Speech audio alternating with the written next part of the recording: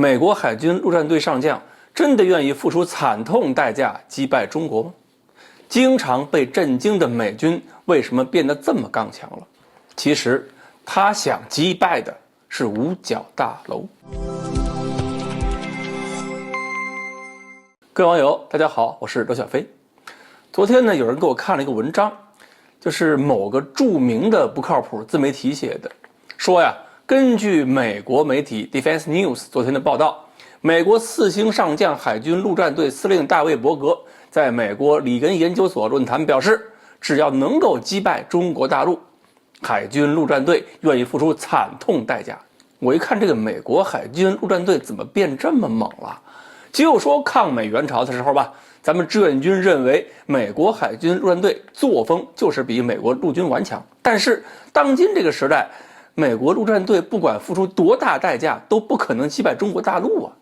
所以我就去他说的这个 Defense News 网站找了一下原文，一看这个原文的标题是这么写的，这位上将说愿意接受一支规模较小的海军陆战队，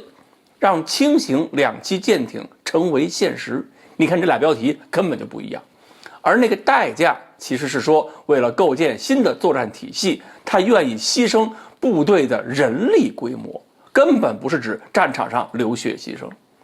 至于说这种新的作战体系，甚至都不是正经用来打仗的，而是在低于交战的对抗层次上和中国玩灰色地带对峙的。所以他整个思想并不是国内这个自媒体说的美国打算用轻型登陆舰艇在南沙和中国开打，要登陆解放军所驻守的那些岛礁。大卫伯格呢，实际上提出了2个观点，一个是美国把几个航母编队送进南海已经吓不住中国了，过去5年10年都说明了这招根本没用。另一个观点是美国海军遇到了各国的什么民兵啊，什么各国的海上警卫队的时候，用大型战舰应对很难控制冲突，太容易升级。欺负民兵倒是容易啊，可是民兵后边的力量不好惹。这个问题是美国海军一直面对的困扰，所以大卫伯格要的是一支能够低成本运行的海上力量。这些低成本舰艇平时也是使用外交和信息工具给对手增加对峙成本，同时呢，部署这些舰艇也是给美国的盟国撑一下腰，并且要求这些舰艇具有低特征、高机动性、分散性和欺骗性特点，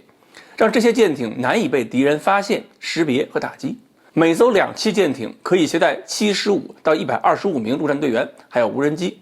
目标是让对方的作战计划更复杂。而且对美国的盟国来讲，也不需要多复杂的港口后勤设备，就能够接纳美军派出的这种编队。由于呢，这个概念的定位是争取通过一些个非暴力不合作方式给对方制造麻烦，所以美国海军陆战队发言人甚至宣传这个概念就不是为作战准备的。大卫伯格现在面对的问题是要造几十艘这样的舰艇，不仅仅是预算够不够的问题，而是五角大楼和海军认为大卫伯格这种设计恐怕就没什么用，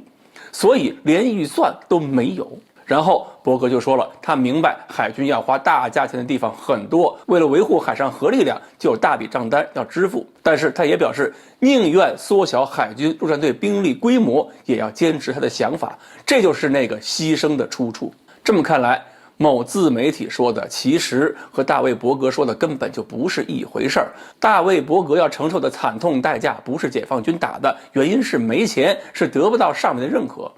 到现在他的想法还只是想法，连个正经的影子都没有。他在里根研究所那个论坛上的战斗，选择的对手也不在中国南海，而是在五角大楼。好，关于美国海军陆战队是不是真要跟中国拼命，我自己都发现看了报道之后白激动了。那么今天的话题呢，我们就聊到这里，欢迎大家继续关注我们的栏目，我们下期再说。